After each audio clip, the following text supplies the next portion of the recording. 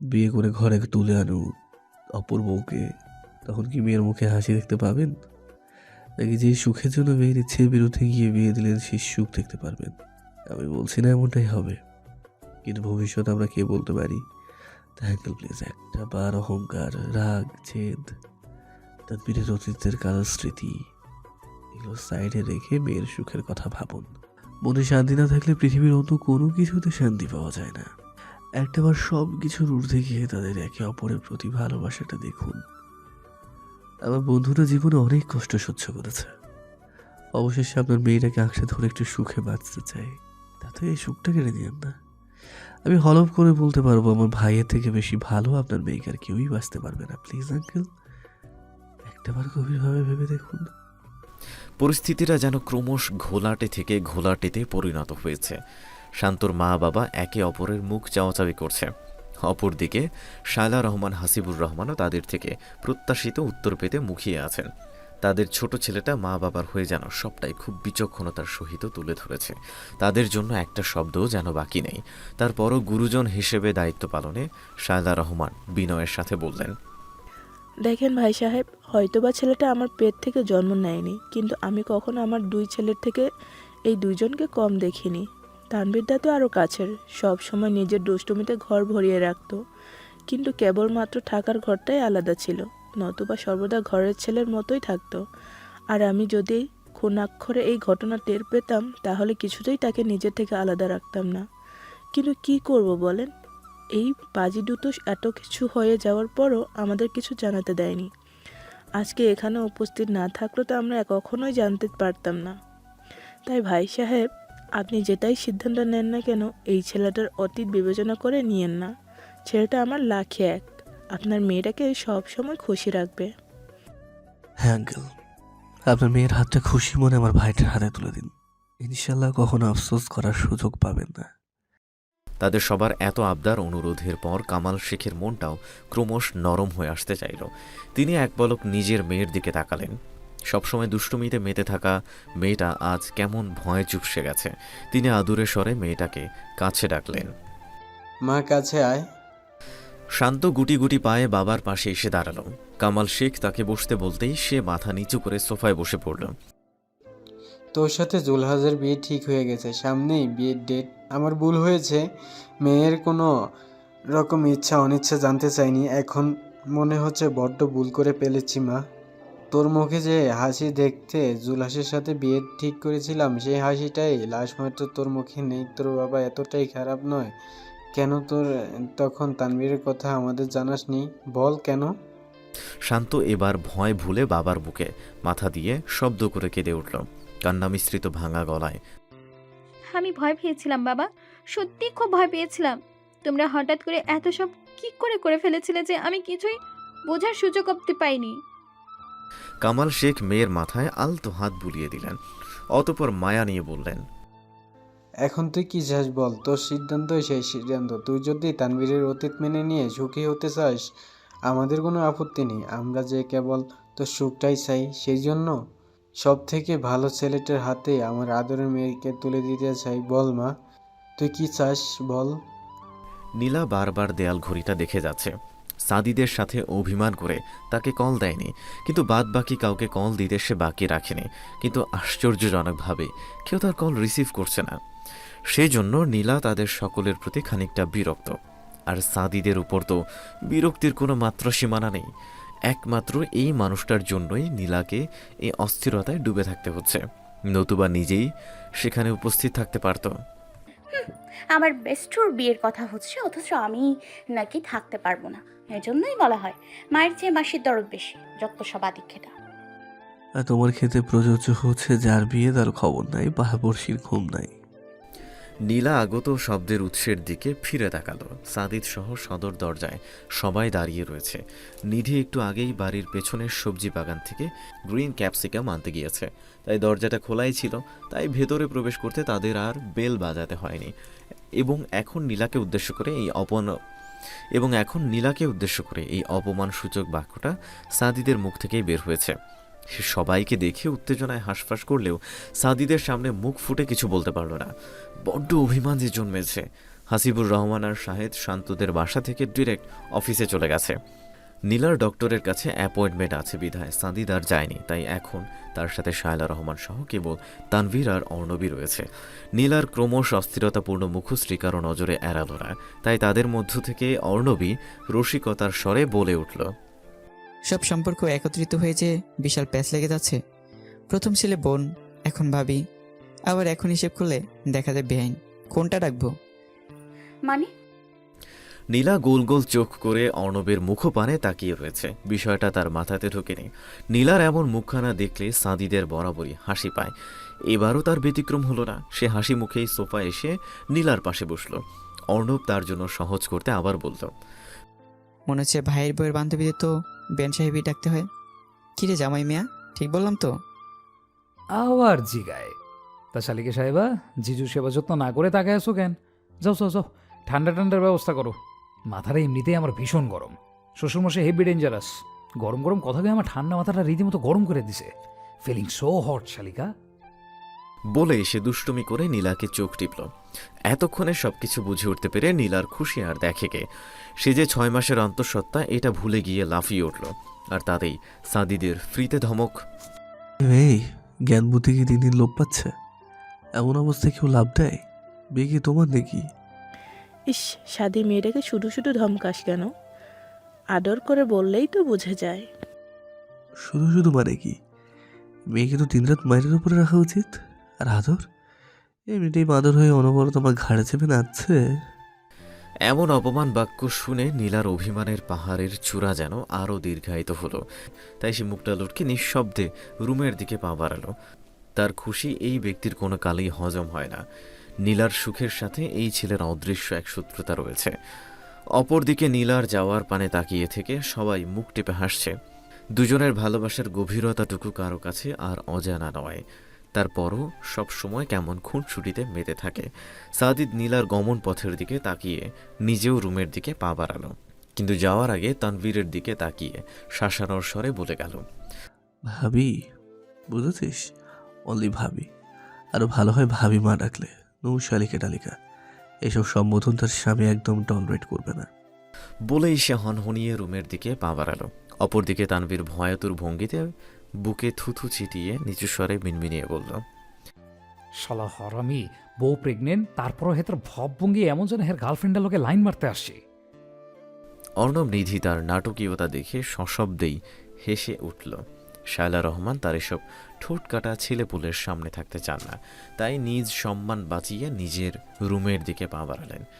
সাদিদ রুমে এসে দেখল নীলা মুখ ফুলিয়ে ড্রেসিং টেবিলের সামনে বসে চুলে চিরুনি করছে। সে সেই দিকে না গিয়ে গম্ভীর স্বরেই বলল, ডক্টরের কাছে যেতে হবে, দ্রুত রেডি হয়ে নাও। যাব না আমি। কি বললে? আবার বলো। নিচু স্বরের এমন গম্ভীর ধমকিতে নীলা এতক্ষণের নিজের জমানো জেদ ছাড়তে বাধ্য হলো। এই ছেলেটা খারাপ, খুব বেশি খারাপ। নীলা তার সামনে রাগ ক্ষোভ কিছু দেখাতে পারে না, তাই সে মিনমিনিয়েই বলল, না মানে বললাম রেডি হচ্ছি। এমনটাই বলেছিলে? জি। বলেই নীলা মাথা নিচু করল। সাদিদ ঠোঁট চেপে নিজের হাসি আটকে এগিয়ে গেল। নীলার একেবারে মুখোমুখি দাঁড়িয়ে নীলার কোমরে 2 হাত রেখে তাকে কাছে টেনে নিল। মুখে মৃদু ফুঁ দিতেই নীলার চোখের পাতা বার কয়েক কেঁপে উঠল। সাদিদ মুখ এগিয়ে তার সে কাঁপা চোখের পাতায় চুমু খেতেই নীলা তার কাঁধ চেপে ধরল। সাদিদ ঘাড় বাঁকিয়ে একবার নিজের কাঁধের দিকে তাকিয়ে মুচকে হাসল। দেরি হয়ে যাচ্ছে বিধায় এখন দুষ্টুমির মনোভাব বর্জন করল। নীলার হাত টেনে বিছানায় বসিয়ে দিয়ে নিজেই বাকি চুলগুলো চিরুনি করে দিল। তারপর খুব যত্ন করে বিনুনি করে দিল। নীলার এই অবস্থায় সাদিদ এটা খুব ভালোভাবেই রপ্ত করেছে। নীলা আয়নাতে নিজেদের প্রতিবিম্বের উপরে তাকিয়ে প্রশান্তির হাসি হাসল। সাদিদ তাকে আপন মনে হাসতে দেখে জিজ্ঞেস করল, হাসো কেন? না এমনি। আচ্ছা, বিয়ে ডেট কবে? তেমন কিছু কি ফিক্সড করা হয়েছে? হ্যাঁ, ফিক্সড তো করা হয়েছে, কিন্তু শান্তাদের পারিবারিক কিছু জটিলতার জন্য একটু পিছিয়ে গিয়েছে। একেবারে তোমার ডেলিভারি ডেটের কাছাকাছি। বউ, আমার তো এখনই চিন্তা হচ্ছে তখন তোমাকে একা রেখে আমি কীভাবে দায়িত্ব সামলাবো। আমার যে এখন থেকেই দম আটকে যাবার জোগাড়। সাদিদের অস্থিরতাটুকু দেখে নীলার এতক্ষণের নিজের মধ্যকার সুপ্ত অস্থিরতাটা বের হয়ে আসতে চাইছে, কিন্তু সে জোরপূর্বক সেটা উপচে ফেলে দিয়ে উঠে দাঁড়িয়ে সাদিদের বুকে মাথা রাখল। চোখ বন্ধ করে সাদিদের পিঠে আলতো করে হাত চেপে ধরল। সাদিদ তার কাজে নিঃশব্দে মৃদু হেসে নীলার চুলের ভাঁজে চুমু খেল। মাথায় থুতনি ঠেকিয়ে নীলার চুলের যত্নে হাত বুলিয়ে দিল। আদর মাখা কণ্ঠে ডাকল, পাখি, হুম ডক্টরের কাছে যাবে না? হুম। সেটা কেমন কথা? না গেলে হবে? চুপচাপ আসো। ইস না। তাহলে কি? নীলা উত্তর দিল না, শুধু চুপ করে সাদিদের বুকে মাথা চেপে রাখল। সাদিদ সেটা দেখে দুষ্টুমির ফোন দিয়ে আটল। নিচু হয়ে নীলার কানের কাছে ঠোঁট ছুঁয়ে বলে উঠল, বউটা কি আদর চাচ্ছে? একটু বেশি আদর? নীলা চমকিত দৃষ্টিতে মাথা উঁচিয়ে সাদিদের মুখপানে তাকালো।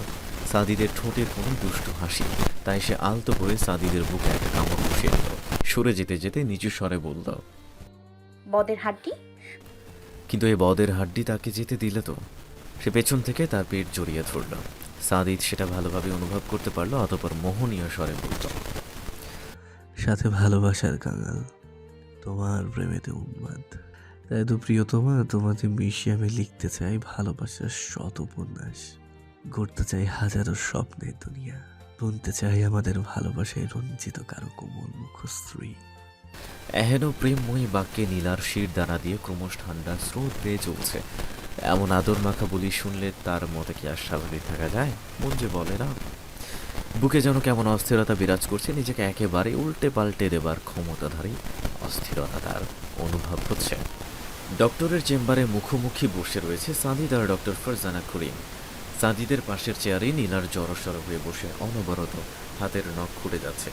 ভাবটা এমন যেন খুব বড় কোনো অন্যায় করে সেটা ধামাচাপা দেবার সর্বোচ্চ প্রয়াস। কেমন দেখলে ওকে? সবকিছু ঠিক আছে তো? ডক্টর একবার নীলার দিকে তাকালো। নীলার মুখে ভীষণ অসহায়ত্বের ছাপ, যেন নিঃশব্দে তার নিকট কত আকুতি মিনতি করছে। সেটা তোমার বউকেই জিজ্ঞেস করো। সাদিদ এবার কিছুটা চমকিত দৃষ্টিতে নীলার মুখপানে তাকালো। নীলার দৃষ্টি ভয়াতুর, প্রচণ্ড এলোমেলো। নীলাঞ্জনা, ওকে কি জিজ্ঞেস করবো? চেক আপ তো তুমি করলে। সাদিদ, ডক্টরকে তার বাক্য সমাপ্ত করতে না দিয়ে নীলা দ্রুত বলে উঠল, প্লিজ আপনি একটু বাইরে যান, ওনার সাথে আমার কিছু পার্সোনাল কথা রয়েছে। সাদিদ যেন এবার আকাশ থেকে পড়ল। সেই চমকিত ভাবটা নিয়ে এসে বলল, মানে কি? তোমার পার্সোনাল আমার পার্সোনাল তো একই কথা। আমার সামনে কিসের সংকোচ? প্লিজ একটু যান, প্রয়োজন বিধায় বলেই আপনাকে বলছি। সাদিদের চোখে মুখে রাজ্যের বিরক্তি মিশ্রিত হালকা রাগের আভাস, কিন্তু ডক্টরের সামনে সে নিজেদের ব্যক্তিগত বিষয় তুলে ধরতে চায় না। তাই আরও একবার নীলার দিকে ক্ষুব্ধ দৃষ্টি নিক্ষেপ করে সে বাহিরে বেরিয়ে আসলো। সাদিদকে চলে যেতে দেখে নীলা যেন স্বস্তির নিঃশ্বাস ফেলল, কিন্তু ডক্টর সাথে সাথেই তার দিকে প্রশ্ন ছুড়ে দিল, এটা তুমি ঠিক করোনি নীলা। আমি তোমাকে দুদিন আগেই বিষয়টা জানিয়েছি, কিন্তু সাদিদের কথাবার্তা শুনে মনে হচ্ছে সে এখনো কিছুই জানে না। এসবের মানে কি? আমি এত কিছু জানি না ডক্টর, শুধু জানি ওনাকে কিছুতেই এই সত্য জানানো যাবে না, তাহলে আমি তাকে সামলাতে পারবো না। তুমি যতটা সহজে এই কথাটা বললে, বিষয়টা কিন্তু এতটা সহজ নয়। আর তুমি হাজার চেয়েও এটাকে গোপন করে রাখতে পারবে না। যেমনটা গতকাল রাতে তোমার হয়েছে, এমনটা এখন থেকে প্রায় হবে। কতবার তুমি সাদিদের থেকে নিজেকে লুকিয়ে রাখবে?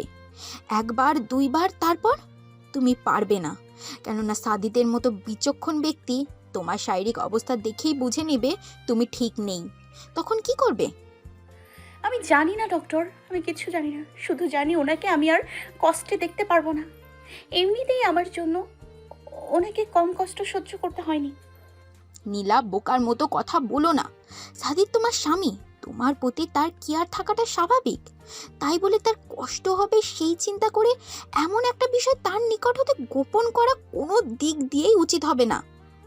নীলা এই প্রশ্নের কোনো রূপ উত্তর দিতে পারবে না, কেবলমাত্র বিনা বাক্যে মাথা নিচু করে রাখলো। ডক্টর ফারজানা করিম একটা ছোট্ট শ্বাস নিয়ে আবার বলল, দেখো নীলা, তুমি আমার ছোট বোনের মতো, আর সাদিদ আমার খুব কাছের একজন।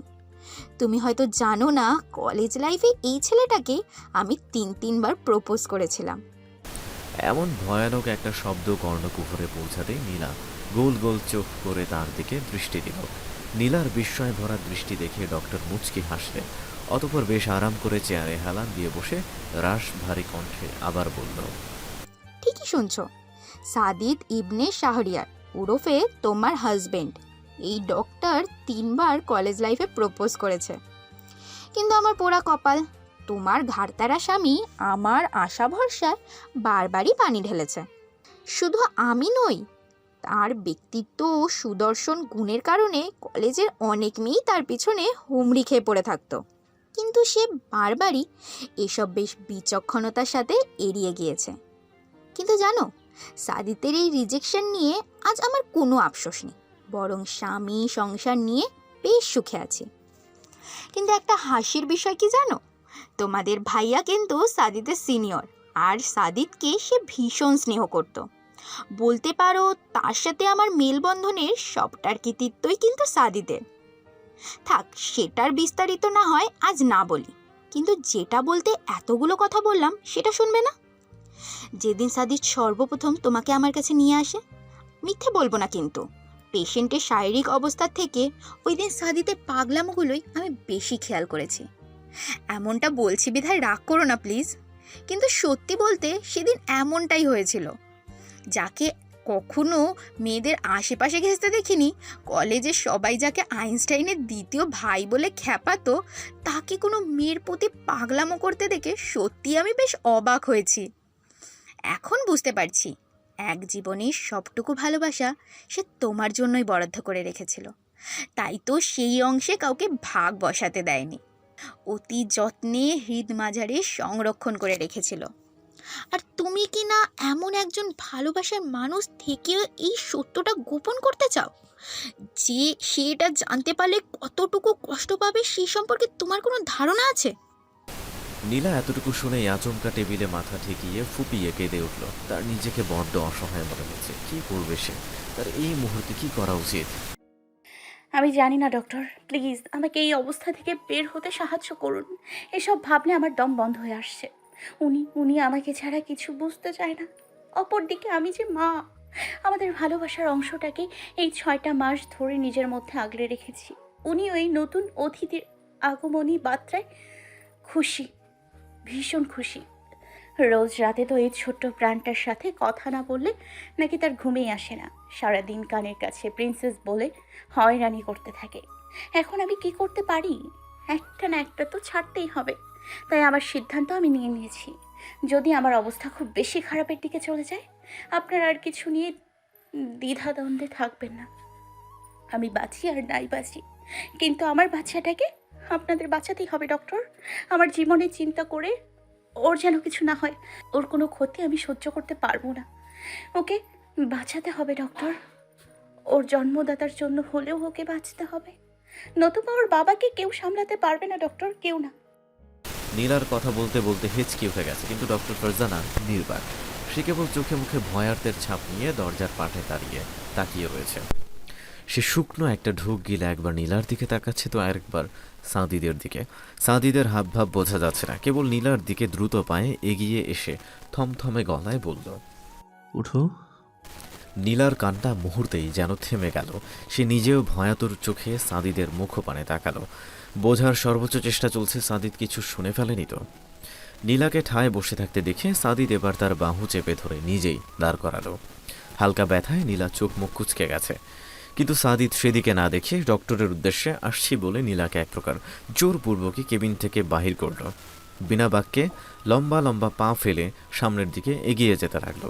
এই অবস্থায় সাদিদের পায়ের সাথে পা মিলিয়ে চলতে নীলা হাঁপিয়ে যাচ্ছে, কিন্তু প্রচণ্ড ভয়ে মুখ দিয়ে একটা টু শব্দ পর্যন্ত বের হলো না। সাদিদ নীলাকে নিয়ে সোজা পার্কিং এরিয়াতে আসলো। ফ্রন্ট সিটের দরজা খুলে দিয়ে তাকে সিটে বসিয়ে দিল।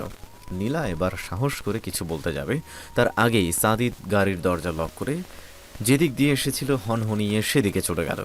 নীলা কেবল গ্লাসের ভেতর থেকে ভয়ার্ত চোখে তার গমন পথের দিকে তাকিয়ে থাকলো। মন না চাইতেও বারবার কু ডাকছে। আল্লাহ জানে সাদিদ কিছু টের পেয়েছে কিনা। ডক্টর ফারজানা করিমের দরজাটা ধীরিম করে খুলে যেতেই ওয়ার্ড বয়রা সেদিকে দৌড়ে আসলো। ডক্টর ফারজানাও এমন আওয়াজে চমকে উঠল। পর মুহূর্তেই দরজার সম্মুখে সাদিদকে দাঁড়ানো দেখতে পেয়ে সবার উদ্দেশ্যে বলল, উনি আমার পরিবারের লোক, আপনারা এখন যেতে পারেন। সাদিদ দ্রুত পায়ে তার মুখোমুখি হয়ে বসল। কোনো ভনিতা না করে সোজা সাপটা প্রশ্ন ছুড়ল, নীলাঞ্জনার কি হয়েছে? আমি একটু যে জানতে চাই। দেখো Sadit, I don't want to hear anything. I just want to know about Nilanjana's physical condition. So, tell it first. সাদিদের এমন রাগী গম্ভীর কণ্ঠের পরে ডক্টর ফারজানা আর ভনিতা করতে পারল না, এক নাগারে বলতে লাগলো, তুমি যখন নীলাকে গত সপ্তাহে চেক আপের জন্য নিয়ে এসেছিলে, তখনই আমি তার শারীরিক অবস্থা দেখে আমার সন্দেহ হয়েছিল, কিন্তু রিপোর্ট হাতে না পাওয়া অবধি বলতে পারছিলাম না। কিন্তু 2 দিন আগেই আমার সন্দেহটা সঠিক প্রমাণিত হলো। নীলার শারীরিক লক্ষণগুলি একত্রে পি এক্সলামসিয়াকে নির্দেশ করে। সাদিদ এতক্ষণ থমথমে ভাব নিয়ে থাকলেও এখন যেন মুহূর্তেই মাথার উপর আকাশ ভেঙে পড়ার অবস্থা। সে মেডিকেল স্টুডেন্ট না হলেও লাইফের খুব কাছের এক অভিজ্ঞতায় এটা সম্পর্কে অবগত। সাদিদের চোখ জোড়া ক্রমশ লাল হয়ে আসছে। সে শুকনো একটা ঢোক গিলে খানিকটা কাঁপা স্বরে প্রশ্ন করল, তুমি 100% শিওর? রিপোর্ট এমনটাই বলছে সাদিত। সাদিদ মুহূর্তেই মাথা নামিয়ে ফেলল। নিজের অশ্রুসিক্ত চোখগুলো যে কাউকে দেখাতে চায় না। কয়েক মিনিট নীরবতায় কেটে যাওয়ার পরে সাদিদ পুনরায় নিজের গম্ভীর স্বভাবে ফিরে আসলো। খানিকটা রাগ মিশ্রিত কণ্ঠে ডক্টরের উদ্দেশ্যে বলল, এটা আমাকে আগে জানাবি কেন? তার থেকেও বড় কথা, তুমি পাখিকেই কেন সবার আগে জানাতে গেলে? এই জন্য ঢাকার এত ডক্টর ফিরে তাকে আমি তোমার কাছে নিয়ে এসেছিলাম? বলো, এই জন্যই যেন আমার থেকে কথা গোপন রাখতে পারো? প্লিজ সাদিত, আমাকে ভুল বোঝো না। আসলে চেক আপের প্রথম দিন থেকেই দেখছি নীলাকে নিয়ে তুমি বড্ড নার্ভাস। মুখে প্রকাশ না করলে তোমার কথাবার্তায় এটা পরিষ্কার ছিল। অপরদিকে নীলাকে কিন্তু প্রথম থেকে আমি বেশ স্বাভাবিক দেখেছি, তাই আমি তাকে সর্বপ্রথম বলি এটা। কিন্তু নীলা যে এমনভাবে ভেঙে পড়বে সেটা আমি বুঝতে পারিনি। সাদিদ এক পলক ডক্টরের মুখপানে তাকিয়ে হতাশাজনক দীর্ঘশ্বাস ফেলল। মাথাটা কেমন যেন ভন ভন করছে। সত্যটা এমন তিক্ত লাগছে কেন? সহ্য হচ্ছে না রে। সাদিদ হঠাৎ প্রাণহীন কণ্ঠে বলে উঠল, আমার পাখিটাকে ছাড়া আমি বাঁচতে পারবো না। না নিজের কলিজার টুকরোটার সাথে বাবা হয়ে বেইমানি করতে পারবো। নিজেকে বড্ড অসহায় লাগছে ফারজানা। আমার কি কিছু করার নেই? ডক্টর ফারজানার এই মুহূর্তে নিজের ডক্টরি বিদ্যার উপরে যেন বড্ড ক্ষোভ জন্মাচ্ছে। এই একটা ক্ষেত্রে সে কতগুলো প্রাণের আহাজারি শুনেছে, কত শত হাসি খুশি পরিবারকে চোখের সামনে ভেঙে যেতে দেখেছে। কিন্তু পর মুহূর্তে সে নিজেকে শক্ত করল। কিছু সময় পূর্বের ক্ষোভটাকে আনন্দে রূপান্তরিত করল। কেননা যেমন প্রিয়জন হারানোর আর্তনাদ শুনেছে, তেমনি নতুন প্রাণ সুষ্ঠুভাবে ভূমিষ্ঠ হবার পর তাদের চোখে বাঁধারা আনন্দও দেখেছে। তাই সে সাদিদের মনোবল দৃঢ় করার প্রয়াসে বন্ধুত্ব সুলভ আচরণ বলল, সাদিত, উপরে যিনি আছেন তার কাছে ঘাটতি আছে এমন কোনো জিনিস নেই। রোগ যেমন আছে তেমনই তার প্রতিকারও আছে। পি এক্সলামসিয়া মূলত উচ্চ রক্তচাপজনিত একটি সমস্যা, যা শুধুমাত্র গর্ভবতী মেয়েদের হয়ে থাকে। শতকরা 5 থেকে 15% নারীর গর্ভাবস্থায় এই সমস্যায় ভুগতে পারেন। গর্ভাবস্থায় 20 সপ্তাহ পর যদি কোনো উচ্চ রক্তচাপ ধরা পড়ে বা ইউরিনের সাথে প্রোটিন বা অ্যালবুমিন দেখা যায়, তবে এই উপসর্গকে পি এক্সলামসিয়া বলা হয়। এতে শরীরে অতিরিক্ত পানি আসা থেকে শুরু করে পেটে অসহ্য ব্যথা, মাথার যন্ত্রণা অথবা চোখে ঝাপসা দেখার মতো সমস্যার উদ্রেক ঘটতে পারে। প্রথমবার গর্ভবতী নারীদের ক্ষেত্রে সাধারণত পি এক্সলামসিয়া বেশি হয়, কিন্তু পূর্বের প্রেগন্যান্সিতে যাদের পি এক্সলামসিয়া হয়েছিল তাদের 25% ক্ষেত্রেই পুনরায় পি এক্সলামসিয়া হতে পারে। গর্ভবতী এরকম সংকটজনিত পরিস্থিতিতে সুচিকিৎসা না করলে তারা এক্সলামসিয়া নামক বিভীষিকাময় রোগের শিকার হতে পারে। তাছাড়াও এ থেকে গর্ভপাত পর্যন্ত হয়ে যেতে পারে। এখন যদি নীলার কেসটাই ধরি, তাহলে বলতে হবে পি এক্সলামসিয়া 2 ধরনের হয়। মাইল্ড বা মৃদু পি এক্সলামসিয়া ক্ষেত্রে রক্তচাপ 140 থেকে 90 মার্কারি এর থেকে বেশি থাকে, 160 থেকে 110 মার্কারি এর কম থাকে। আর একটা হচ্ছে যে সিভিয়ার বা মারাত্মক পি এক্সলামসিয়া। এক্ষেত্রে রক্তচাপ 160 থেকে 110 মার্কারি এর বেশি থাকে। নীলাকে আপাতত মাধ্যম সারিতেই রাখতে হবে। তার অবস্থা মাইল্ড পি এক্সামসিয়া থেকে একটু গুরুতর, কেননা তার উচ্চ রক্তচাপ ক্রমশ ওঠানামা করলেও সিভিয়ার পি এক্সামসিয়ার কিছু লক্ষণ তার মধ্যে পরিলক্ষিত। তার প্রচণ্ড মাথা ব্যথা সহ পেট ব্যথা এবং চোখের ঝাপসা দেখার মতো উপসর্গ দেখা যাচ্ছে, তাই বিষয়টা একটু জটিল। গর্ভাবস্থায় পি এক্সলামসিয়া থাকলে এটি একটি ঝুঁকিপূর্ণ প্রেগন্যান্সি। পি এক্সলামসিয়া মারাত্মক পর্যায়ে গেলে এক্সলামসিয়া বা খিঁচুনি হয়, যা মাতৃ ও শিশুর মৃত্যুর একটি বড় কারণ। কম ওজনের শিশু জন্মদান, সময়ের আগে ডেলিভারি হওয়া, মাতৃগর্ভে শিশুর মৃত্যু, অ্যান্টিপারামেট হ্যামারেজ ইত্যাদি সমস্যাগুলি পি এক্সলামসিয়া আক্রান্ত মেয়েদের ক্ষেত্রে সচরাচর ঘটে থাকে। সঠিক সময়ে এই রোগের চিকিৎসা না হলে এই জটিলতা থেকে কিডনি ফেলিওর, লিভার ফেলিওর কিংবা ব্রেন হ্যামারেজও হতে পারে। সাদিদ ক্রমশ উসখুস করছে, নিজেকে প্রচণ্ড ছন্নছাড়া লাগছে। ভাষার ভাণ্ডারে শব্দের বড্ড অভাব অনুভব করছে। কি বলবে সেটাই যেন বুঝে উঠতে পারছে না। তার অস্থিরতা দেখে ডক্টর আবার বলা শুরু করল। কিন্তু এতটা বিশ্বাস করো, সব কিছুর ঊর্ধ্বে যে সৃষ্টিকর্তা, তিনি যদি চান, ইনশাআল্লাহ মা এবং বাচ্চা দুজনেই সুস্থতার সহিত তোমার চোখের সামনে থাকবে। এতক্ষণে যেন সাদিদের প্রাণটা নিজের কাছে ফিরে এসেছে। তার অশ্রুসিক্ত চোখ জোড়াতে ক্ষীণ হাসির রেখা দেখে ডক্টরের বড্ড মায়া হলো। ছেলেটা যে মেয়েটাকে চোখে হারায় এটা আর বোঝার বাকি নেই। তারপরও যেন আজ আবারও নতুন করে এই প্রেমিক যুগলের ভালোবাসা দেখে সে মুগ্ধ হলো। সাদিদ এতক্ষণের বিষণ্ণতা একপাশে রেখে সমস্যা সমাধানের উদ্দেশ্যে জানতে চাইল। তাহলে এখন আমার করণীয় কি? তার প্রতি যত্ন নেওয়ার কথা বলে নিজেকে নির্বোধ প্রমাণ করতে চাই না, শুধু বলবো এখনো অনেক সময় বাকি রয়েছে। তাই ডেলিভারির ডেটের মিনিমাম 1 মাস আগে থেকে তাকে সর্বক্ষণের হসপিটালে রাখার নির্দেশ দেব, কিন্তু এর মধ্যে নিয়মিত ডাক্তারের চেক আপ প্রয়োজন হবে। আপাতত মাসখানেক বাসায় যত্ন নিতে পারো, আর বাদবাকি সব কিছুই আমি ফাইলে চার্ট আকারে বুঝিয়ে দেব। সাদিদ নীলার ফাইল এবং যাবতীয় সব জিনিসপত্র বুঝে নিয়ে কেবিন থেকে বেরিয়ে গাড়ির দিকে এগিয়ে গেল। কিন্তু নীলা এতক্ষণ প্রচণ্ড অস্থিরতায় গাড়ির ভেতরে ছটফট করেছে, কিন্তু বাহিরে যাবার রাস্তা বন্ধ। এতক্ষণ পর সাদিদের দেখা পেয়ে খুশি হতে চেয়েও এখন পারছে না, কেননা সাদিদের রক্তলাল চোখ জোড়া যে তার সম্মুখে। সাদিদ ড্রাইভিং সিটে বসে নীলার সাথে কোনো রকম কথা না বলে গাড়ি স্টার্ট দিল। অনেকটা পথ নিঃশব্দে আসার পর নীলা সাহস জুগিয়ে মিনমিনিয়ে বলতে চাইল। এতক্ষণ ডক্টরের তাকে নিজের বাক্যটা অসমাপ্তই রাখতে হলো, কেননা সাদিদ সেটা পূর্ণ করতে দিল না। চোখের পলকে নিজের সিট বেল্ট খুলে নীলার দিকে এগিয়ে গেল। নীলার ঘাড়ের পেছনে 2 হাত দিয়ে তাকে খানিকটা কাছে টেনে নিল। অতঃপর নিজের অধর যুগল নীলার অধরে শক্ত করে চেপে ধরল। বিনা মেঘের বজ্রপাতের ন্যায় আকস্মিক এমন কাণ্ডে নীলা কিংকর্তব্য বিমূঢ়, কিন্তু পর মুহূর্তে ব্যথায় কাতর হয়ে সে মৃদু চিৎকার করতে চাইল, কিন্তু সম্ভব হলো না, কেননা সাদিদ যে তার কোমল ঠোঁটগুলোকে এবার সহ্য করতে না পেরে ছাড়াতে সাদিদের বুকে মৃদুভাবে আঘাত করতে গেল, কিন্তু সাদিদ ছাড়ল না। উল্টো এতে যেন আরও ক্ষেপে গিয়ে নীলার গলায় মুখ গুজে সেখানে শক্তভাবে নিজের ছাপ বসালো। সাদিদ তাকে ছেড়ে দিয়ে চোখ বন্ধ করে জোরে জোরে শ্বাস টানছে। অপরদিকে নীলা অভিমানে সিক্ত হয়ে ফুঁপিয়ে কেঁদে উঠল।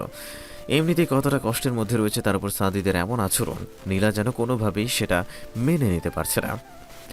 তোমার গায়ে হাত তুলে নিজে অনুশোচনায় ভুগবার ইচ্ছে নেই।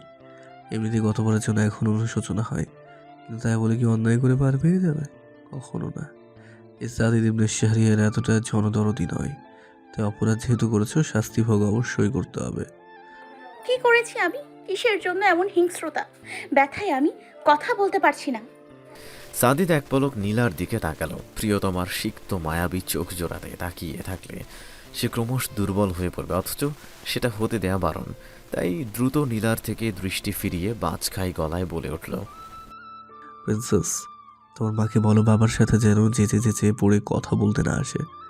সে কথা কম বলে, ঠোঁটের ব্যথা যেন নিরাময় করে, কিন্তু হলেও যেন বাবা যেন তার মুখ থেকে একটা শব্দ বের না হয়। বাবা এই মুহূর্তে রেগে আছে, ভীষণ রেগে আছে। এর আগে অন্তত পক্ষে 1 সপ্তাহের কমে নিচে নামবে না। তাই সে যেন ততদিন নিজের কাজকর্মে বাবাকে বিরক্ত না করে। বাবা অভদ্র, বেয়াদ্দব মহিলাদের সঙ্গে কম কথা বলে। নিজের মহান বক্তব্য শেষ করে সাদিদ পুনরায় গাড়ি স্টার্ট দিল, কিন্তু নীলা এখনো এক ধ্যানে তার দিকেই তাকিয়ে। বিষয়টা আসলে কি হলো সেটাই সে বুঝে উঠতে পারছে না। এক সপ্তাহের ব্যবধানে সাদিদ নীলার জীবনে যেন বিরাট পরিবর্তন লক্ষ্য করা গেল। যেমন বেড়েছে সাদিদের অতিরিক্ত ভালোবাসার পাগলামি, তেমনিভাবে নীলা তাতে অতিষ্ঠ হয়ে বাড়িয়ে দিয়েছে সাদিদের সাথে রাগারাগি। কিন্তু সাদিদের তাতে বিন্দুমাত্র ভ্রুক্ষেপ নেই, বরং সে নিজের কার্যসিদ্ধিতে সমান তালে ব্যস্ত, এমনকি মহাব্যস্ত। খুনসুটিতে মেতে থাকা এই দম্পতির সাথে সাথে অপর দুইটি মানুষের জীবনেও পরিবর্তনের ছোঁয়া লাগার মাত্র অপেক্ষা। যেই পবিত্র বন্ধনে আবদ্ধ হতে আরও মাস দুয়েক সময়ের অপেক্ষা ছিল, সাদিদের পাগলামিতে এখন এটা কেবল সময়ের অপেক্ষা।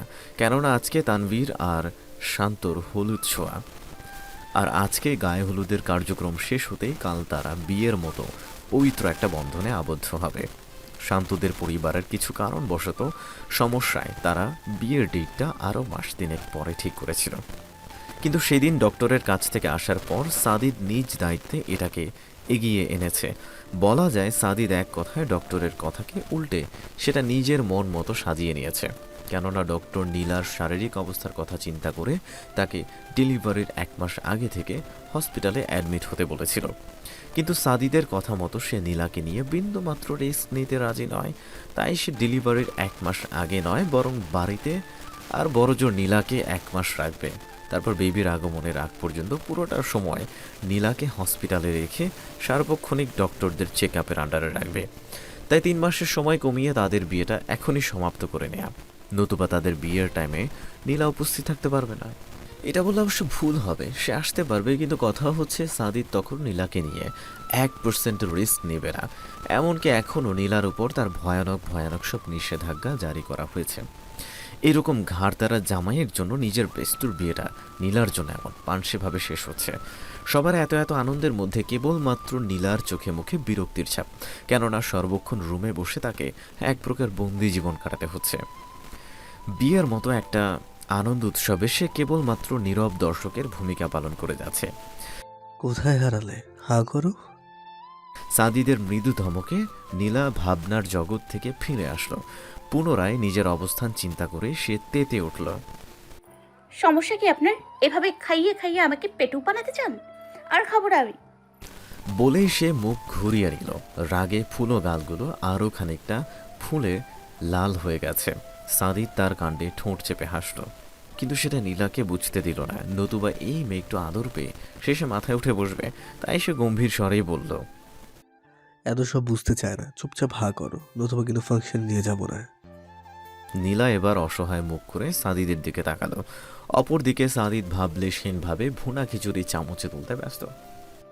এতগুলো খাবার আমি শেষ করতে পারবো? ঘন্টা 2 আগেই না ঠেসে ঠুসে চাউমিন খাওয়ালেন। ঠিক তাই, 2 ঘন্টা আগে। এতক্ষণ সেটা পেটে থাকার কথা নয়, তাই ঝটপট হা করে পড়াপড় শেষ করো। এমন করেন কেন? পেটে একটু জায়গা নেই। তোমার পেটে নাই থাকুক, কিন্তু আমার প্রিন্সেসের পেট খালি। তার এই মুহূর্তে অনেক খিদে পেয়েছে, তাই চুপচাপ তাকে খেতে দাও। বলেই সাদিদ মুরগির মাংসের সাথে ভুনা খিচুড়ি চামচে তুলে সেটা নীলার মুখে তুলে দিল। নীলাকেও অসহায়ের মতো শেষমেশ খেতে হয়েছে, নতুবা এই ছেলে বহুত প্যারা কথার জালে নীলাকে ফাঁসিয়ে নিয়ে নিজে কার্যসিদ্ধি করে নেবে, এটা তার খুব ভালো করে জানা আছে। সাদিদ প্লেটের খাবার শেষ করে নীলার মুখ যত্নে টিস্যু পেপার দিয়ে মুছিয়ে দিল। অতঃপর কাভার থেকে নীলার জন্য গায়ে হলুদের বরাদ্দকৃত ড্রেস বের করে তার দিকে এগিয়ে দিল। এখন রেডি হতে পারো। নীলার মুখে তৎক্ষণাৎ হাসির রেখা ফুটে উঠল। সে সময় নষ্ট না করে দ্রুত পায়ে ওয়াশরুমের দিকে ছুটতে গেলে সাদিদ তার কবজি টেনে ধরল। হালকা শাসানোর স্বরে বলে উঠল, এমন দৌড়াদৌড়ি কেন? পরে যাও যদি। তোমাকে নিয়ে আমি আর পারি না, জানো তো। ওয়াশরুমে যেতে হবে না, চুপচাপ দরজাটা লক করে রুমে চেঞ্জ করে দাও। শুধু সারাক্ষণ লাফালাফি ধান্দায় থাকে। সাদিদ নিচু স্বরে আরও কিছু বলে নিজে ওয়াশরুমের দিকে পা বাড়ালো। নীলা আর কোনো দিকে খেয়াল না করে দরজা লক করে রেডি হতে লাগলো। এতক্ষণে সাদিদের এসব অতিরিক্ত জ্বালাময়ী টর্চার থেকে রক্ষা পেয়ে খুশি যেন তার আর সইছে না। সাদিদ ওয়াশরুম থেকে একেবারে শাওয়ার নিয়ে ড্রেস চেঞ্জ করে এসেছে। ভেজা চুলগুলো শুকনো টাওয়েল দিতে মুছতে মুছতেই সে ওয়াশরুম থেকে বের হলো। কিন্তু সম্মুখে দৃষ্টি পড়তেই তার ভ্রুজোড়া তৎক্ষণাৎ কুঁচকে এলো। নীলাকে এমন আয়নার সামনে পেটে হাত দিয়ে দাঁড়িয়ে থাকতে দেখে সে হাতের তোয়ালেটা বিছানায় ছুঁড়ে মেরে দ্রুত পায়ে নীলার দিকে এগিয়ে গেল। অস্থিরতা ভরা কণ্ঠে বলল, কি হয়েছে পাখি? পেটে আবারও ব্যথা হচ্ছে? ঠোঁট আবার উল্টিয়ে রেখেছো কেন? নীলার নিজের অবস্থান থেকেই ঘাড় ফিরিয়ে সাদিদের দিকে তাকালো।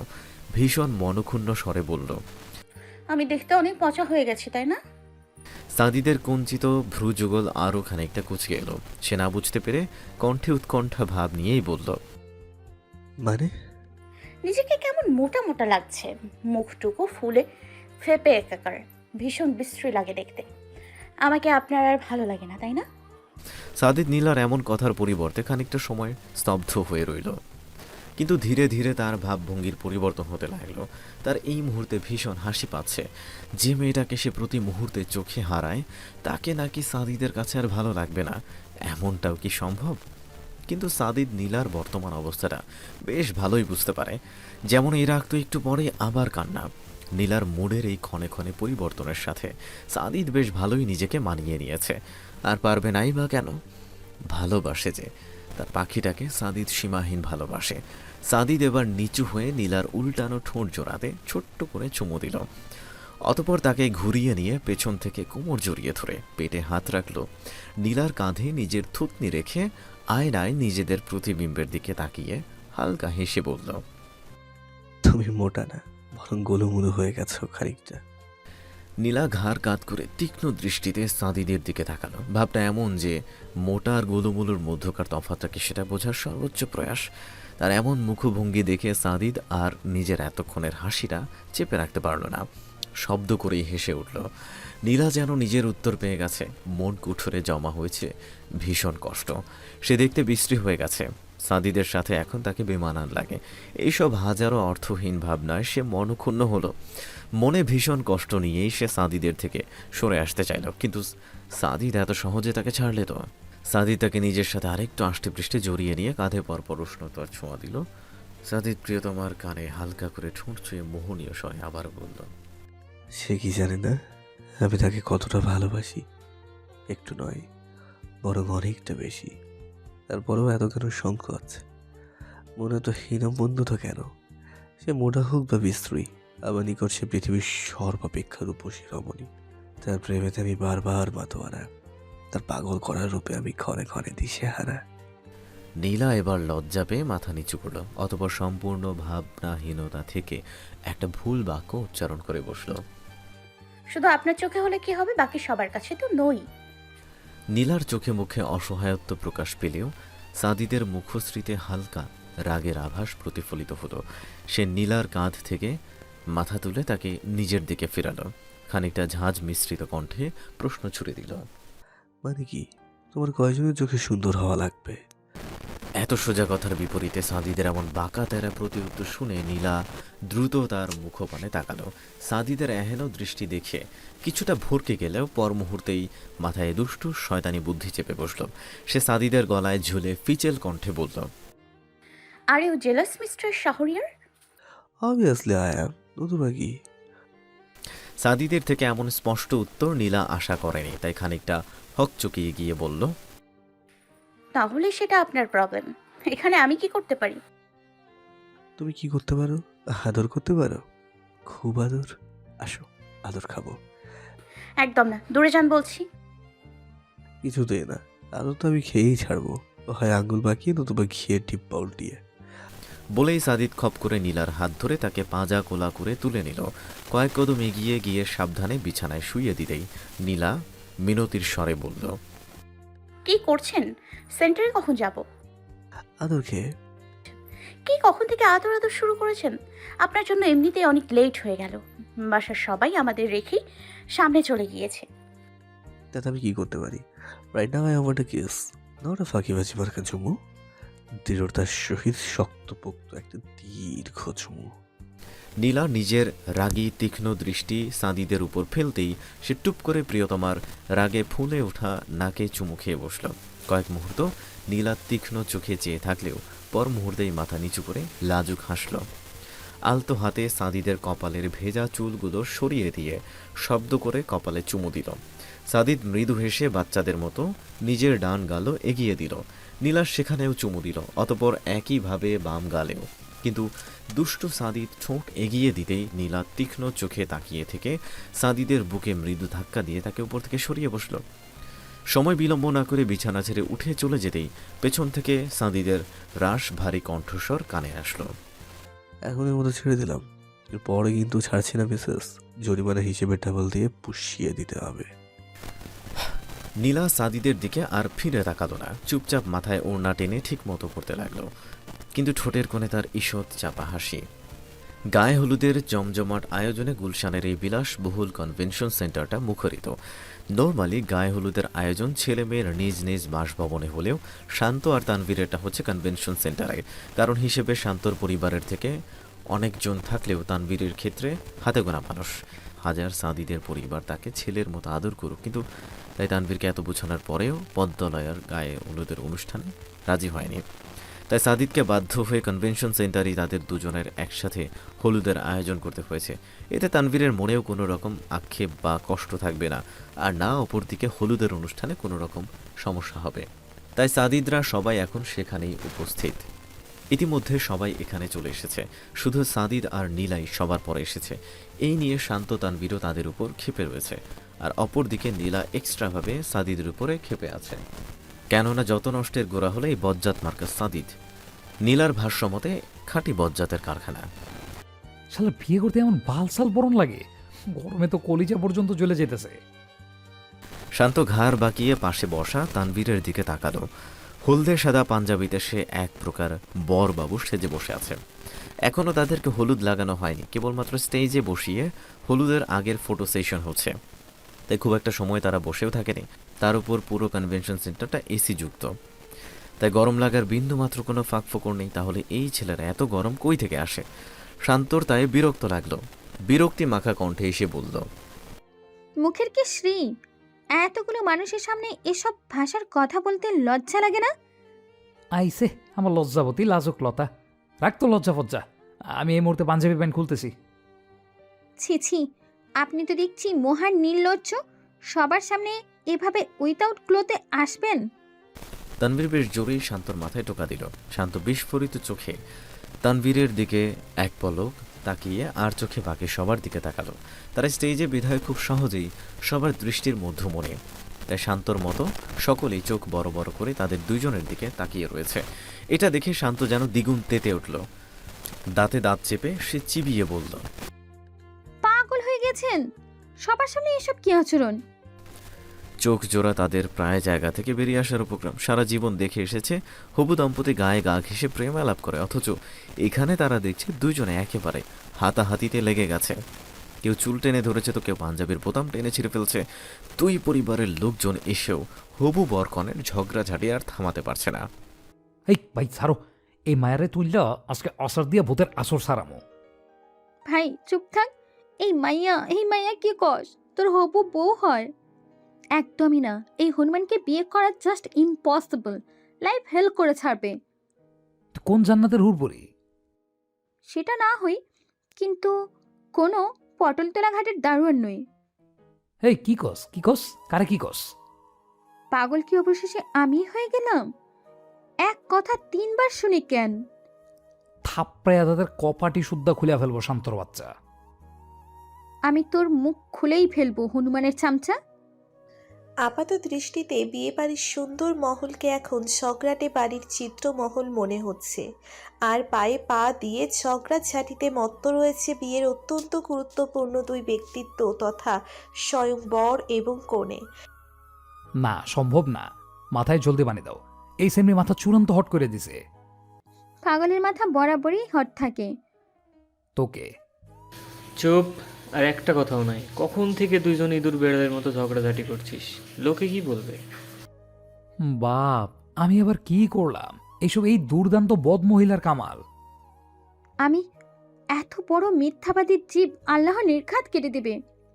তোরটা না কাটলেই হয়, তোর জিব্বা তো কাটারও যোগ্য না। শান্ত বেচারি এবার বোধহয় কেঁদেই ফেলবে। আর কত অপমান সহ্য করা যায়? সে সকলের নিকট লোকায়িত ছলো ছলো চোখ নিয়ে স্টেজ থেকে নেমে পড়ল। বাদবাকি সবাই মিথ্যা সান্ত্বনার বাণী শোনালেও সাদিত নির্বাক। আচমকা তানভীরের চোখ তার দিকে পড়তেই সে মাথা নিচু করে নিজের ঠোঁট কামড়ে ধরল। ভাবখানা এমন যে তানভীর ভীষণ লজ্জা পেয়েছে। নীলা এতক্ষণ প্রাণের বান্ধবীকে সামলাতে ব্যস্ত থাকলেও এবার অবাক হলো। বলা যায় অনেকটাই, কেননা সাদিতের ঠোঁটের কোণে চাপা হাসিটা তার নজর এড়াতে পারল না। আর সেটার কারণেই তার মাথায় আসছে না। সবাই যেখানে বিয়ে হবে কি হবে না এই চিন্তায় দিশেহারা, সেদিকে দুই বন্ধুর এমন নীরব চক্ষু বার্তালাপ তার ঠিক হজম হচ্ছে না। আর ওইদিকে শান্ত গিয়ে নিজের জন্য বরাদ্দকৃত সেন্টারের রুমের সজোরে দরজা আটকে দিয়েছে। এত ডাকাডাকির পরও দরজা খোলার নাম নিচ্ছে না। নীলাও এত হট্টগোল এবার ক্লান্ত হয়ে গিয়েছে। সাদিদের চোখে সেটা পড়া মাত্রই সে দ্রুত পায়ে এগিয়ে আসলো। এক হাতে নীলার বাহুতে চেপে ধরে তাকে নিজের বুকে আলতো করে জড়িয়ে নিল। ক্লান্ততার দরুন নীলাও তার কিছু বলতে পারল না, শুধু আস্তে করে সাদিদের বুকে নিজের মাথাটা হেলিয়ে দিল। ম্যাডামের জন্য একটা lemon mint juice, quick. Sadid ওয়েটারকে অর্ডার দিয়ে আর দেরি করলো না। ততক্ষণে নীলাকে নিয়ে জনসমাগম থেকে একটু দূরে সরে সোফায় এসে বসেছে। ওয়েটার জুস নিয়ে হাজির হতেই সাদিদ নিজের হাতেই নীলাকে খাইয়ে দিল। Feeling better? হুম। সাদিদ নিঃশব্দে মৃদু হেসে তার মাথায় হাত রাখল, চুলের ভাঁজে ছোট্ট একটা চুমু দিয়ে অতঃপর সযত্নে মাথায় হাত বুলিয়ে দিতে লাগলো, যেন ছোট একটা বাচ্চাকে আদর করে কেউ শান্ত করছে। নীলাও প্রিয় মানুষটার বুকের ওম পেয়ে চুপটি করে বসে রইল, নো নড়চড়ন। নিঃশব্দে কয়েক মুহূর্ত অতিবাহিত হতেই নীলা আস্তে করে এবার তখনকার প্রসঙ্গ টেনে বলে উঠল, সবাই এত টেনশনে রয়েছে, কিন্তু আপনি তখন এমন করে হাসলেন কেন? কই হাসলাম? মিথ্যে বলার চেষ্টা করবেন না, আপনার মুখের চাপা হাসিটা আমি দেখেছি। তাই? ঘন গলার প্রশ্নটার পরে নীলা আর কিছু বলতে পারল না, কেননা চোখ যে কথা বলে। আর সাদিদের সেই চলচলে চোখ জোড়ায় নীলা যে নিজের মরণ দেখে, তাই লজ্জা পেয়ে তার বুকে আরেকটু মুখ লুকিয়ে বসল। অপরদিকে সাদিত আর কিছু বলল না, কেবলমাত্র তার ঠোঁটের কোণে ঈষৎ চাপা নিঃশব্দের হাসিটা নীলার বুকে যেন ঘূর্ণিঝড় তুলছে। ভয় হচ্ছে এই ধীরিম দারিম আওয়াজটা না সাদিদের কর্ণকুহর অব্দি পৌঁছে যায়, তাহলে যে নীলা লজ্জার পরিমাণটা আরো কয়েক ধাপ বৃদ্ধির খাতায় নাম লেখাবে। করবো না বিয়ে। এই অভদ্র শয়তান ছেলেকে কোনোভাবেই বিয়ে করা সম্ভব নয়, মরে গেলেও না। এটা কোনো মানুষের কাতারে পড়ে? শান্ত নিচের মনে বকবক করে যাচ্ছে তো যাচ্ছে, আর রাগের তোপে অনবরত বিছানার চাদর এলোমেলো করছে। ইতিমধ্যেই সুন্দর পরিপাটি রুমটার সে একদম বেহাল দশা করে ছেড়েছে। নিচের মনে সে এতটাই বিভোর ছিল যে কখন তার পেছনে এসে ঘনিষ্ঠ শরীরের পুরুষটির আগমন ঘটেছে সেদিকে তার লক্ষ্য নেই। রাগে দুঃখে সে রীতিমতো সাপের মতো ফোঁস করে যাচ্ছে।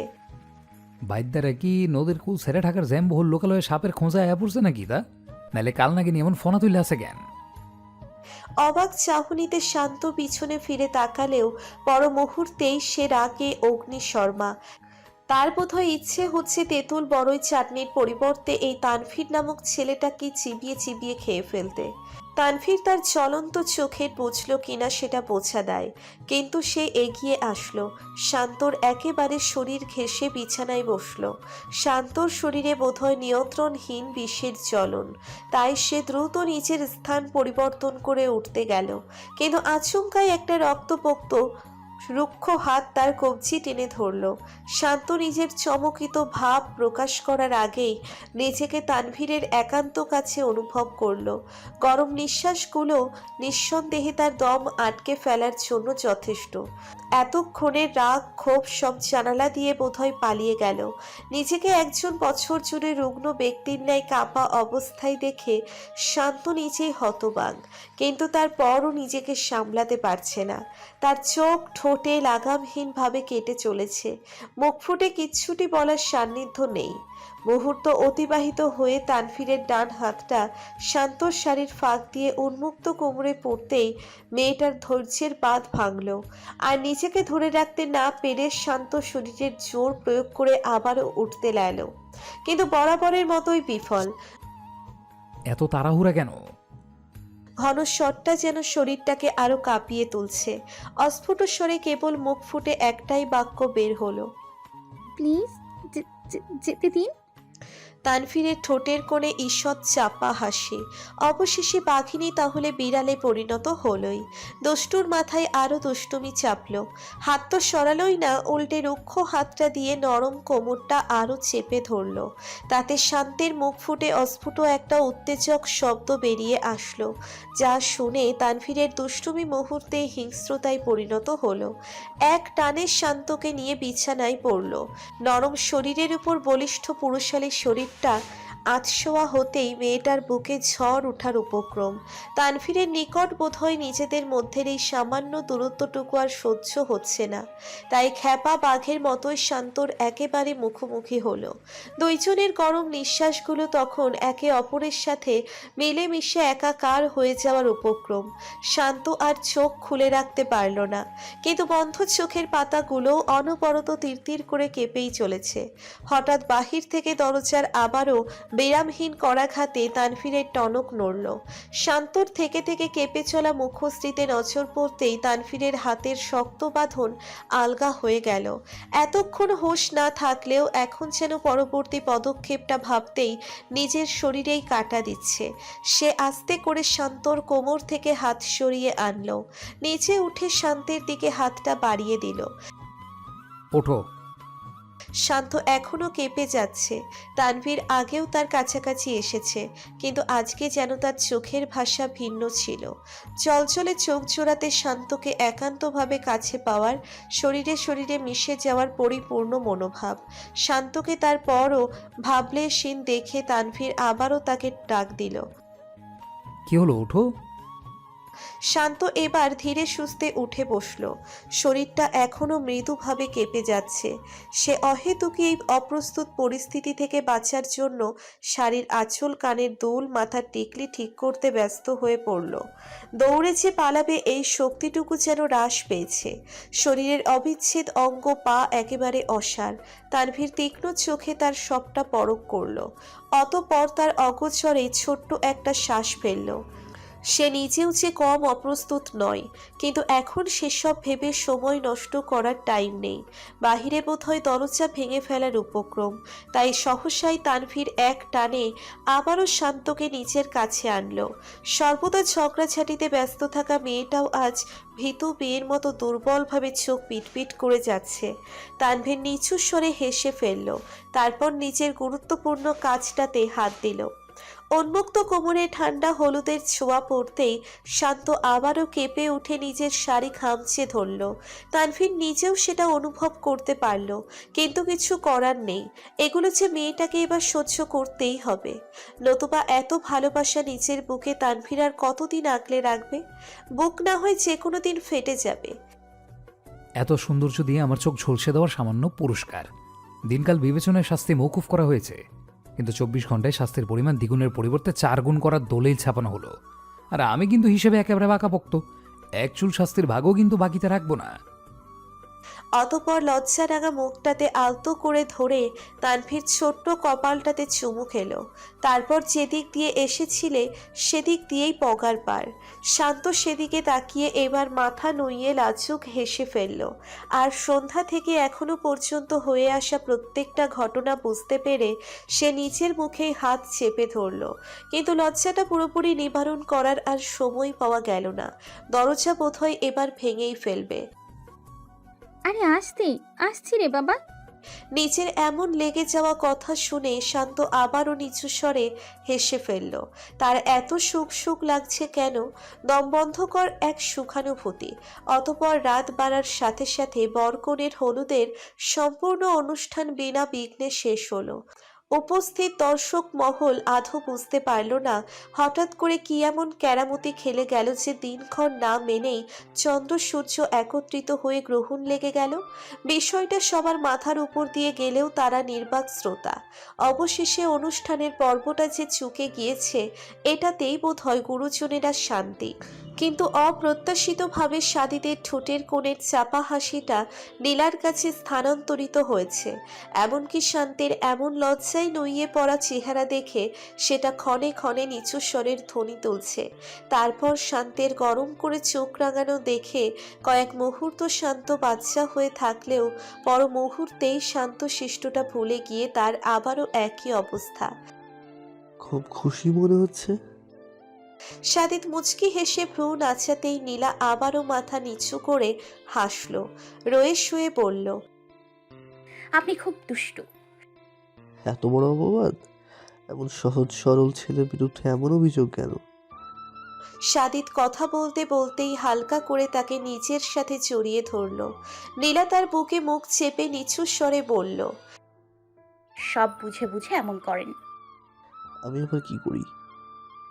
সাদিদের রাশভারী কণ্ঠটা শুনে নীলা আর প্রতিউত্তর করল না, শুধু আলতো করে বুকে একটা চিমটি কাটল। সাদিদের ঠোঁটের কোণে ফুটে উঠল অদ্ভুত খুশির এক রেখা। পাখিটাকে ধরে রাখা হাতের বাঁধন আরেকটু শক্ত করে দিন দুনিয়া ভুলে কপালের একপাশে আর্দ্র স্পর্শ দিল। ছি ছি ভাই, একটু তো লজ্জা শরম কর।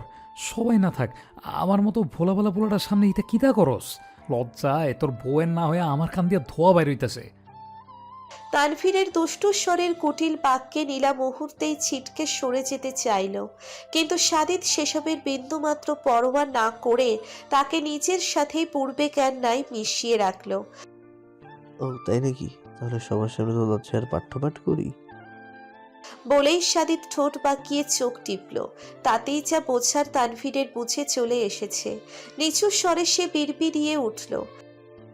হারামি বন্ধু জুটাইছি যত সব। তানভীরের বিরক্তি ভরা মুখভঙ্গি দেখে উপস্থিত আড্ডা মহলের সবাই হেসে উঠল। আচ্ছা, অনেক তো হলো, বিয়ের আমেজ একটু গান টান হলে কি হয়?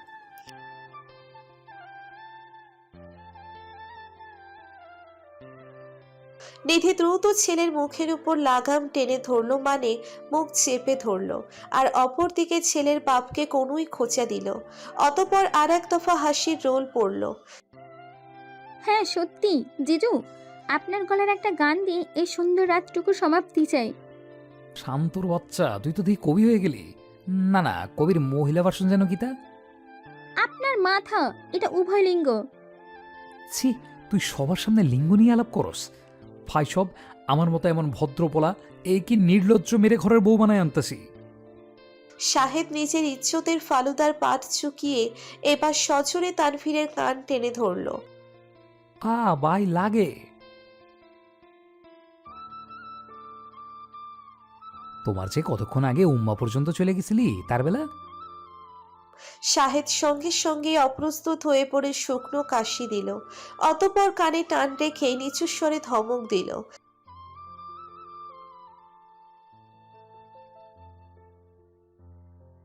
তানভীরের বোধহয় ফাঁকা মস্তিষ্কে এবার কিছু জ্ঞান প্রবেশের রাস্তা বের হলো। তাই ভদ্র সেজে চুপচাপ সে মুখে তালা লাগালো। শান্ত এখনো মাথা নিচু করেই রয়েছে। আল্লাহ জানে এই ছেলের জন্য তার আর কি কি দেখা যেতে হবে। পরিস্থিতি স্বাভাবিক করতেই শাহেদি বলল, তোমরা শুরু করো, সবসময় তো আমাকেই বলির পাঠা বানাও। শালা, গলা একখান পাইছো বলে দাম মারো। মনে রেখো, তোমার ওই দাম আমার। থাক দোস্ত, বাক্যটা অসমাপ্ত রাখ, নতুবা তোর বাক্যের সমাপ্তির সাথে সাথে উপস্থিত সবার সমাপ্তি হয়ে যাইব। আমি কইলেই দোষ? বোধহয় তোর মুখখান তুলসী পাতা সহ দুধে ধুইছস। আমি দুধে না ধুই, কিন্তু তুই গোবর দিয়ে অবশ্যই ধুইছস। শালা হারামি। তুই বোনের বিয়ে করতাম বৈশ্যা নাই, already happily married with would be father. আবারও সাদিদ তানভীরের এক দফা কথার খুনসুটির পরে একজনের স্টাফ এসে সাদিদের হাতে গিটার দিয়ে গেল। নীলা এতক্ষণ নির্নিমেষ প্রিয় মানুষটার হাসি মুখটা দেখে যাচ্ছিল। সময় ভেদে মানুষটা কতটা পরিবর্তন, কখনো বা দায়িত্বশীল স্বামী, আড্ডায় বন্ধুত্বের সাথে মেতে থাকা উচ্ছল এক যুবক, কখনো বা আদুরে বাচ্চা। এই বাচ্চা ছেলেটাকে ঘিরে যেন নীলার মুগ্ধতার শেষ নেই। এই পাখি কোথায় হারালে? ভীষণ ভালোবাসি। ঘোরের মধ্যেই নীলা এই বাক্যটা ব্যবহার করে বসল। অপরদিকে এই পরিস্থিতিতে হঠাৎ এমন কথায় সাদিত কিছুটা অবাক হলো। দৃষ্টিতে সেটা পরিলক্ষিত, কিন্তু ধীরে ধীরে সেই চমকিত ভাব কেটে গিয়ে একরাশ মুগ্ধতায় মন প্রাণ যেন জুড়িয়ে গেল। সে আলতো করে নিজের পাখিটাকে কাছে টানলো, বড় ছোট কাউকে পরোয়া না করে তুলতুলে নরম গালে হাত রেখে মুখটা আজলা ভরে ধরলো। ছোট্ট কপালটাতে দীর্ঘ একটা চুমু খেলো। আমিও সে প্রথম থেকে, সেই অদূরে থেকেও, এমনকি ভবিষ্যতেও বারংবার। একসাথে অনেকগুলো উৎসাহপূর্ণ শীষ বাজানোতে সাদিত মৃদু হেসে সরে আসলো। অপরদিকে নীলা পারে না মাটি ফাঁক করে নিচে ঢুকে যেতে। বোনের হাজবেন্ডটার এতগুলো মানুষের সামনে এই নির্লজ্জ ছেলেটা কি করে বসলো, কিন্তু সাদিতের তাতে খেয়াল নেই। তার মুখে চাপা হাসি। जब जब तेरे पास मैं आया एक सुकून मिला, जिससे मैं था भूलता आया वो वजूद मिला।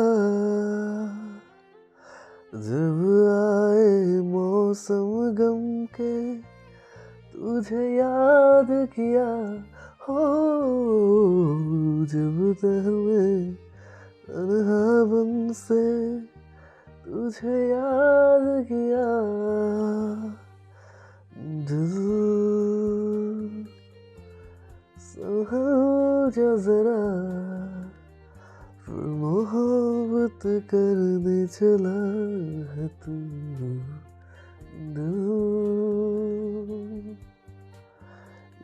रुक जा जरा, फिर मोहब्बत करने चला है तू, दिल।